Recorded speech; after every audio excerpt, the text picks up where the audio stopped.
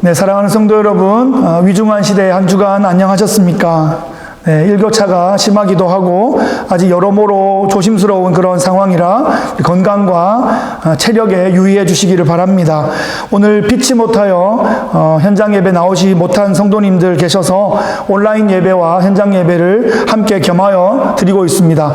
있는 자리에서 최선을 다하여 예배에 집중하시고 하나님의 특별한 은혜를 우리 모두 함께 경험하면 좋겠습니다. 사무엘서 계속 설교하고 있습니다. 사무엘서는 한나의 기도를 통해서 사무엘이 역사의 무대에 등장하면서 시작됩니다.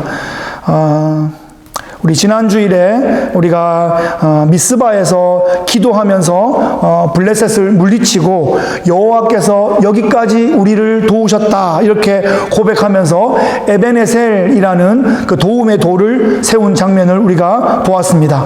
바로 여기에서 우리 교회의 2022년 교회 표를 붙잡았습니다. 에벤에셀의 하나님. 함께 따라해 봅시다. 에벤에셀의 하나님. 에벤에셀의 하나님. 네, 올 한 해 하나님께서 그런 기적적인 도우심으로 여기까지 우리를 도우셨다 이렇게 매 순간 고백할 수 있는 복된 한 해 되시기를 예수 그리스도의 귀하신 이름으로 축복합니다. 아멘.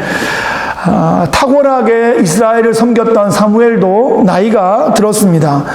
사무엘은 그의 아들들을 사사로 삼았습니다. 그런데 사무엘의 아들들이 아버지 사무엘의 본을 따르지 아니하고 뇌물을 받고 판결을 굽게 하면서 백성들의 신망을 얻지 못하고 있었습니다.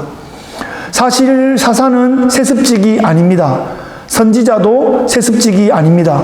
구약성경의 세습직은 왕이 세습직이었고 또 제사장이 세습직이었습니다.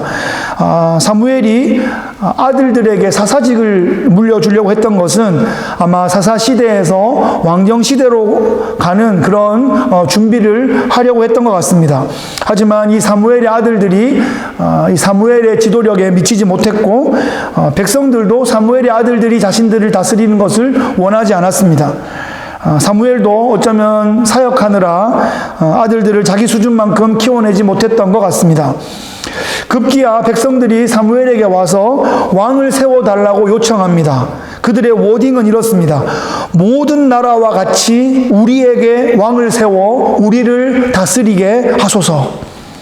여러분, 모든 나라와 같이 우리 주변의 나라들처럼 우리도 왕이 있었으면 좋겠다 이렇게 요청하고 있는 것입니다.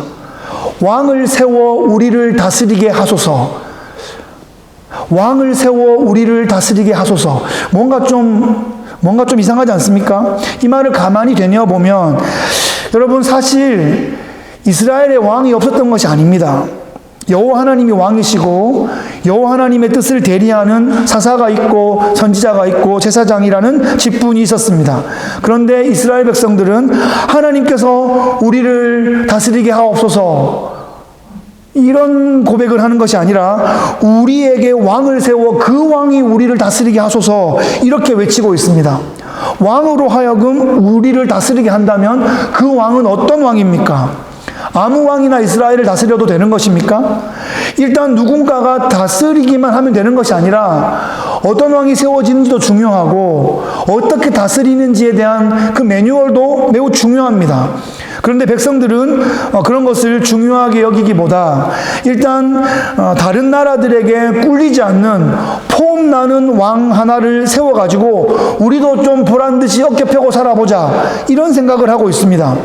이런 생각은 매우 위험한 발상입니다. 여러분, 배가 고프다고 눈에 보이는 음식 아무거나 먹을 수 있겠습니까? 산길을 걸어가다가 너무 예쁜 버섯이 있다고 그냥 막 집어 먹을 수 있겠습니까? 네. 그 음식의 출처가 어딘지, 어떤 재료로 만들었는지, 먹을 수 있는 것인지 알고 먹어야 할 것 아닙니까? 결혼하고 싶다고 아무하고나 막 결혼하면 되겠습니까? 어떤 배경에서 성장했는지, 어떤 생각을 하고 살아가는지 알아야 할 것 아닙니까? 단지 보기에 예뻐 보이는 사람하고만 결혼했다면 어떤 일이 벌어질까요? 네. 여러분, 한 나라의 왕을 세우고자 하는데 다른 나라들처럼 그냥 우리 눈에 보기에 폼나는 그런 왕을 세우고자 한다면 그 과정이, 그 결말이 어떻게 될까요? 이스라엘은 특별한 민족입니다. 하나님께서 선택하신 민족입니다. 이스라엘만 구원하신 것이 아니라 이스라엘을 통하여 열방의 하나님 백성을 구원하시기 위하여 택하신 그런 모델이었습니다. 네. 그래서 하나님께서 택하시고 또 그들을 다듬어 가시고 그렇게 연단해 오셨습니다. 이스라엘은 하나님과 시내산에서 언약을 맺은 백성입니다. 그래서 모든 것을 하나님과의 언약의 관계에 근거하여 생각하고 행동해야 하는 것이죠. 그것이 언약 백성의 사명이자 언약 백성의 정체성입니다. 그것을 오늘날 성도들인 우리에게 적용해 본다면 성도들은 성경적으로 생각하고 성경적으로 사고하고 행동해야 합니다. 우리가 어떤 결정을 하기 이전에 이것은 하나님의 뜻에 합당한 것인가? 이것은 공동체를 유익하게 하는 것인가? 이것은 좋은 열매가 예상되는가? 이런 것들을 따져봐야 하는 거죠. 교회에서 하는 일이라고 다 성경적인 것이 아닐 수 있습니다. 목사의 설교라고 해서 다 성경적인 것이 아닐 수 있습니다. 성도가 하는 일이라고 해서 다 성경적인 것이 아니라는 말입니다. 이 성경이 지향하는 그 하나님의 뜻에 합당한 결정과 그에 합당한 순종이 있어야 할 것입니다. 우리가 하나님께 진지하게 여쭙는, 진지하게 하나님의 뜻을 구하는 그런 과정이 없이 일단 주변 나라들을 살펴보면서 저 나라에 꿀리지 않는 폼나는 왕을 일단 세워달라고 아우성치고 있는 이스라엘 백성들의 이 모습은 앞으로 험난한 가시밭길을 예고하고 있습니다. 백성들이 사무엘에게 와서 왕을 세워달라고 이렇게 요청했을 때 사무엘의 반응이 어땠습니까? 일단 사무엘은 기뻐하지 않았습니다. 자기 아들들에게 지도권을 넘겨주려 했던 것이 백성들에게 반발을 당한 것입니다. 그런데 어쩌면 사무엘은 자신의 평생의 섬김과 헌신과 지도력이 백성들로 하여금 무시당했다 하는 느낌을 받았을 것입니다. 그래서 사무엘은 상한 마음을 가지고 하나님께 나아가서 기도합니다. 그랬더니 하나님께서 사무엘을 토닥여 주시며 위로해 주십니다. 사무엘아, 백성들의 말을 다 들어줘라. 백성들이 너를 버린 것이 아니라 나를 버려서 자기들의 왕이 되지 못하게 하는 것이다 라고 말씀해 주십니다. 하나님은 지금 백성들의 행태가 하나님을 왕으로 섬기지 않고 하나님의 뜻을 따르지 않고 그냥 세상의 왕들처럼 그냥 그런 세속의 모습들처럼 그런 왕을 찾고 있는 이스라엘 백성들의 모습을 다 아시면서도 백성들의 요청을 들어주라 이렇게 말씀하십니다. 여기에는 하나님의 깊은 뜻이 있을 것입니다. 좁고 짧은 이런 시야를 가진 우리들은 다 알 수 없지만 하나님은 이미 다 아시고 허용해 주시는 것입니다. 우리 인생에도 돌아보면 그런 적이 많았고 지금도 어쩌면 그런 면이 있을 수도 있습니다. 하나님께서 자녀들이 잘못된 것을 원하는 것을 아시면서도 응답하실 때가 있습니다. 우리가 잘 아는 탕자의 이야기처럼 탕자가 아버지의 재산을, 살아계신 아버지의 유산을 미리 받아서 먼 나라로 떠나고자 합니다. 네. 여러분 우리가 다 알다시피 그 돈을 다 탕진하고 다 파산하고 말았습니다. 그렇게 될 줄 아버지는 이미 다 아셨는데 아들의 요구를 들어주었습니다. 그러면서 그 아들이 다시 아버지 품으로 돌아와서 아버지의 품의 소중함을 알고 또 아들의 지위를, 상속자의 지위를 다시 회복하고 큰 은혜의 그런 회복의 잔치가 벌어진 것을 우리가 알고 있습니다. 하나님은 사무엘로 하여금 이스라엘 백성들에게 왕의 제도에 대해서 자세하게 알려주고 그 위험성에 대해서 경고하라 이렇게 말씀하셨습니다. 사실 성경을 보면 왕을 세우는 것은 하나님의 뜻이었습니다. 창세기 17장 16절에 보시면 하나님이 사라에게 복을 주시며 이렇게 말씀하십니다. 내가 그에게 복을 주어 그가 너에게 아들을 낳아주게 하며 내가 그에게 복을 주어 그를 여러 민족의 어머니가 되게 하리니 민족의 여러 왕이 그에게서 나리라 하셨습니다. 하나님은 아브라함에게 이미 아브라함의 후손에서 왕들이 출현할 것을 예고하셨습니다. 또한 하나님은 이스라엘 백성들을 공동체로 세워가실 때 국가의 형태로 세우기를 원하셨습니다. 출애굽기 19장 6절 말씀에 보면 너희가 내게 대하여 제사장 나라가 되며 거룩한 백성이 되리라 말씀하셨습니다. 신명기 17장에는 하나님께서 이스라엘이 가나안에 들어가서 주위의 여러 민족들처럼 우리도 왕이 있어야 되겠다라고 생각할 때 반드시 그 왕을 세우는 원칙에 대해서 신명기에 미리 적어두고 있습니다. 이런 말씀이 있어요. 반드시 여호와 하나님께서 택하신 사람이어야 한다. 반드시 이방인이 아니라 이스라엘 사람이어야 한다. 병마를 많이 두려하지 않아야 한다. 아내를 많이 두지 않아야 한다. 은금을 많이 쌓지 않아야 한다. 율법서를 곁에 두고 읽고 실천해야 한다. 이것이 왕의 선발과 또 왕의 임무의 그런 기준이었습니다. 그런데 실제로 이스라엘 역사 가운데 그 규칙이 잘 지켜지지 못했습니다. 그 규칙을 가장 잘 알 것 같은, 가장 똑똑할 것 같은 사람이 이것을 가장 잘 못 지키고 말았죠. 사무엘은 이 말씀에 근거해서 이 왕정에 대한 규정이 잘 지켜지지 않을 때 생길 수 있는 폐해에 대해서 이스라엘 백성들에게 경고하였습니다. 오늘 말씀의 본문의 전으로 살펴보면 왕이 너희 아들들을 군사로 징집해서 고초를 겪게 할 것이다. 군인의 직무뿐 아니라 왕의 밭도 갈게 하고 왕의 밭에 추수도 하게 하고 또 무기를 만드는 일에 부역하게 할 것이다.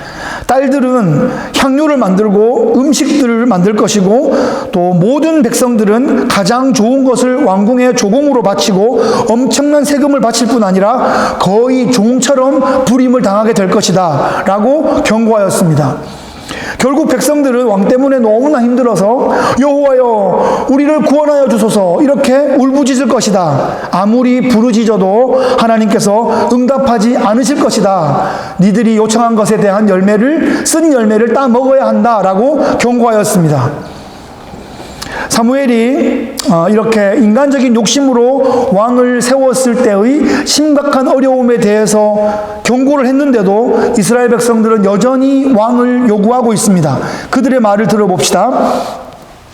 아니로소이다. 우리도 우리 왕이 있어야 하리니 우리도 다른 나라들 같이 되어 우리의 왕이 우리를 다스리며 우리 앞에 나아가서 우리의 싸움을 싸워야 할 것이니이다. 이스라엘은 지금 여전히 다른 나라들처럼 폼나는 왕을 요구하고 있습니다. 그들의 관심은 하나님 중심도 아니고 율법의 중심도 아닙니다. 오직 세속적인 데에 관심이 있습니다. 다른 사람들의 시선, 다른 사람들의 기준, 다른 나라들의 그 수준에 맞추어서 살아보고 싶은 것입니다. 다른 나라들처럼, 남들처럼 이 표현 자체가 이스라엘의 여호와 하나님을 존귀 여기지 않는 것입니다. 그 권위를 인정하지 않는 것입니다. 세상을 쫓아가고 있는 그런 모습입니다. 하나님이 택하신 백성의 그 존귀한 위치를 알지 못하고 그들에게 주신 율법의 고귀함을 감사하지 않고 있는 것입니다. 가장 귀한 진주를 내던지고 길바닥에 굴러다니는 돌멩이를 줍는 그런 모습과 비슷한 모습입니다. 지금 이스라엘 백성들은 오직 관심이 자신에게 있습니다. 우리의 왕을 세워가지고 그 우리의 왕이 우리를 대신해서 다른 나라들과 싸워가지고 이겨서 그 전리품을 우리에게 가져오고 우리 땅을 넓히고 우리가 배부르고 우리가 잘 살고 우리가 떠덩떠덩 잔치하면서 잘 살고 싶다 이런 말을 하고 있습니다. 하나님께서는 그 백성들의 중심을 다 꿰뚫어 보고 계십니다. 아무리 말해도 안 된다는 것 이미 알고 계십니다. 직접 겪어봐야만 아는 것이죠. 심각한 폐해를 온몸으로 겪고 나서야 하나님 앞에 울부짖으며 엎드리게 될 것입니다. 하나님은 그 모든 과정을 이미 과거, 현재, 미래를 하나에 놓고 다 보고 계시면서도 그 이스라엘 백성들을 또 하나님의 섭리 가운데 돌보고 계시는 것입니다. 우리는 한치 앞을 알지 못합니다. 코로나가 언제 끝날지, 경제 사정은 언제 나아질지, 올해의 정치적 상황은 어떻게 될지 짙은 안개 속을 걷는 것 같습니다. 그렇기 때문에 우리는 이스라엘의 역사를 보면서 그 과거의 역사에서 원리를 발견해서 현재에 잘 적용해 보아야 합니다. 그래야 다가오는 미래를 하나님의 뜻 가운데서 준비해 나갈 수 있을 것입니다. 그것이 우리가 특별히 구약 성경을 치열하게 읽어야 하는 그런 이유일 것입니다. 이 모든 상황을 다 알고 계신 하나님께서 사무엘에게 왕을 세우도록 허락하셨고, 백성들은 각기 집으로 돌아가서 왕이 세워지기를 기다리는 것으로 이야기의 한 흐름이 마무리되고 있습니다. 이제 이스라엘은 과연 자신들이 원하는 대로 폼나는 왕을 구하게 될 것인가? 이야기는 어떻게 흘러갈까요? 이런 상황에서 오늘 우리가 읽었던 본문, 사울이 이스라엘 역사의 무대에 등장하고 있습니다. 9장을 열면 사울에 대한 소개가 나오는데요. 사울은 베냐민 지파의 유력한 사람으로 알려진 기스의 아들입니다. 이스라엘 자손 중에 가장 준수한 청년이었다. 모든 백성들보다 어깨 위만큼이나 키가 컸다라고 말하고 있습니다. 사울이 등장하는 에피소드는 아버지 기스가 암나귀들을 잃어버려서 사울에게 종과 함께 그 나귀들을 찾아오라. 그래서 그 나귀들을 찾아서 며칠을 헤매다가 못 찾고 있는데 어느 마을에서 물길러 나오는 소녀에게 물어서 사무엘을 만나는 그 이야기가 전개되고 있습니다. 사울이 사무엘을 못 만났으면 우리가 사울을 알 리가 없을 것입니다. 하나님께서 사무엘을 통하여 그 시대의 역사를 이끌어가고 계신데, 사울이 사무엘을 만났기 때문에 성경에 역사가 기록된 것이죠. 물론 이것이 우연히 기록된 것이 아니라 하나님의 계획하심 가운데 있었습니다. 하나님께서 그렇게 만남을 주선해 주셨습니다. 사무엘이 사울을 만나기 전날 하나님께서 사무엘에게 베냐민 땅에서 한 사람을 너에게 보낼 것인데 그에게 기름을 부어서 이스라엘의 지도자로 삼아라, 이렇게 미리 말씀하셨습니다. 하나님께서 사울을 통해서 내 백성 이스라엘을 블레셋으로부터 구원하시겠다, 이렇게 계획하신 것입니다. 하나님의 마음에는 내 백성 이스라엘, 그 이스라엘 백성이 그 마음에 있는 것입니다. 이스라엘은 아브라함을 통해서 택하신 백성입니다. 모세를 통해서 구원하신 백성입니다. 메시아를 장차 준비할 백성입니다. 이스라엘이 하나님의 마음을 아프게 하고 섭섭한 적이 너무나 많았지만 하나님은 이스라엘을 포기할 수가 없었습니다. 사울이 등장한 것도 사울의 위대함이라기보다는 하나님께서 그 이방 블레셋으로부터 이스라엘을 보호하기 위하여 사울을 활용했던 그런 과정인 것이죠. 오늘의 이야기는 성경의 이야기가 흘러가는 그런 흐름 속에 있기 때문에 이 장면만 가지고 결론을 내리고 교훈을 찾는 것은 그렇게 쉽지는 않습니다. 사무엘서는 사무엘과 또 사울을 거쳐서 다윗으로 이어지는 이스라엘의 건국 이야기입니다. 아브라함과 모세를 거치면서 하나님의 뜻에 합당한 그 선한 왕의 출현을 기다리다가 드디어 다윗을 만나게 된다 하는 이야기가 사무엘서의 기록입니다. 그런데 다윗은 갑자기 나타나지 않습니다. 앞으로 다윗은 사무엘의 소개로 나타나게 될 텐데요. 성경 드라마에서 이 사무엘은 킹의 역할이 아니라 킹메이커의 역할입니다. 자신도 중요한 역할을 감당하지만 더 중요한 사람을 소개해주고 그의 발판이 되어주는 그런 인물입니다. 그런데 사무엘에게서 다윗으로 바로 이어지지 않는다는 거죠. 그 사이에 사울이라는 인물이 있습니다. 이 사울은 하나님의 마음에 합한 사람이 아니라 백성들의 마음에 합한 사람이었습니다. 백성들이 원한 다른 나라 왕들의 기준에 적합한 그런 사람이었습니다. 사울은 백성들이 보기에 외모가 출중했고 특별히 키가 컸습니다. 성경에서 하나님의 사람이 키가 컸다 이렇게 묘사한 적은 거의 없습니다. 오히려 이스라엘의 대적들이 키가 컸다. 그죠? 그런 게 많았죠. 아낙 자손들이 키가 컸고 또 골리앗이 키가 컸고 그랬습니다. 그래서 이방 지도자의 기준에 더 맞는 듯한 그런 외모를 가지고 있습니다. 사울은 초기에는 좀 겸손한 모습과 용맹한 모습이 있어서 괜찮은 수준의 왕인가 보다 그렇게 여겨지기도 했지만 시간이 지나갈수록 그의 무지와 그의 교만과 그의 자만심이 공동체를 망치고 말았습니다. 사울의 역할은 다윗과의 극명한 대조를 통해서 하나님의 마음에 합한 다윗의 모습을 더 부각시켜주는 그런 역할을 하고 있습니다. 어쩌면 우리는 빨리 다윗을 보고 싶은데 아직 다윗의 때는 오지 않았습니다. 그런데 결국 다윗의 때는 온다 하는 것이 중요합니다. 그것이 하나님의 뜻이기 때문입니다. 그러니까 우리가 기다리면 다윗을 만나고 급하면 사울을 만나게 되는 것입니다. 때는 우리가 만드는 것이 아니라 우리가 만나게 되는 것입니다. 때를 만났을 때 준비되어 있는 것이 중요합니다. 바람을 기다리는 요트 선수, 파도를 기다리는 서핑 선수의 그런 마음으로 성령의 바람이 불기를 기다리고 성령의 파도가 치기를 기다려야 합니다. 준비가 되어 있는 사람은 바람이 불고 파도가 칠 때에 두려워하는 것이 아니라 감사와 열정과 아멘으로 응답하며 힘차게 나아갈 준비를 하는 것이죠. 말씀을 정리하겠습니다. 여러분, 만사에 다 때가 있습니다. 엎드릴 때가 있고 뛰쳐오를 때가 있습니다. 기다릴 때가 있고 달려나가야 할 때가 있습니다. 준비해야 할 때가 있고 싸워야 할 때가 있습니다. 때로 뜻하지 않게 멈추어야 할 때가 있습니다. 여러분, 아플 때는 좀 쉬어가라는 하나님의 뜻입니다. 그런 시간들을 통해서 몸의 면역력이 더 단단해지고 새로워지는 계기가 될 줄을 믿습니다. 우리 몸의 면역력뿐 아니라 우리의 마음의 면역력, 우리의 영혼의 면역력도 더욱 키우고 강화시켜 나가야 합니다. 하나님을 떠난 세상은 언제나 악했습니다. 언제나 교회를 대적했고 언제나 성도를 핍박하고 유혹했습니다. 우리 시대가 가나안을 살아갔던 이 3000년 전의 이스라엘 백성들이나 로마 제국을 살아갔던 2000년 전의 유다 백성들과 그렇게 다르지 않습니다.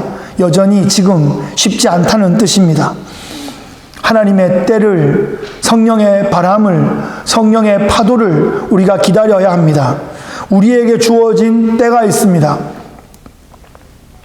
우리가 호텔에서 예배 드리던 또 그 때가 있었고 또 새로운 처소로 옮겨주실 때가 있는 것입니다.